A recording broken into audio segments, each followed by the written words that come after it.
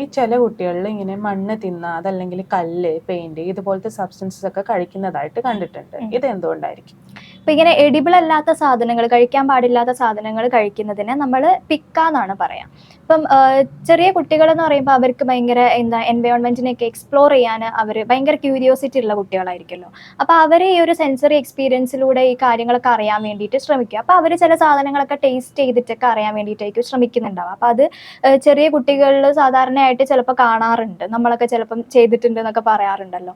ഇനി അങ്ങനെ അല്ലാന്നുണ്ടെങ്കിൽ അവർക്ക് എന്തെങ്കിലും ന്യൂട്രിയൻസിൽ ഡെഫിഷ്യൻസീസ് ഉണ്ടെങ്കിൽ, ഇപ്പൊ സിങ്ക്, അയൺ പോലുള്ള ന്യൂട്രിയൻസിൽ ഡെഫിഷ്യൻസി ഉണ്ടെങ്കിൽ കുട്ടികൾ ഇതുപോലുള്ള സാധനങ്ങൾ കഴിക്കാൻ സാധ്യതയുണ്ട്. ഇനി അതല്ലെങ്കിൽ ഒരു സ്ട്രെസ്സോ ആൻസൈറ്റി ഒക്കെ ഉണ്ടെന്നുണ്ടെങ്കിലും ഇങ്ങനെയുള്ള കാര്യങ്ങൾ കാണാം. അതുപോലെ ഈ ഡെവലപ്മെന്റൽ ഡിസോർഡേഴ്സ് ഒക്കെ ഉള്ള കുട്ടികൾ, ഓട്ടിസം അല്ലെങ്കിൽ ഇന്റലക്ച്വൽ ഡിസബിലിറ്റി ഒക്കെ ഉള്ള കുട്ടികൾ ഇതേപോലെ ചെയ്യുന്നതായിട്ട് കാണാറുണ്ട്.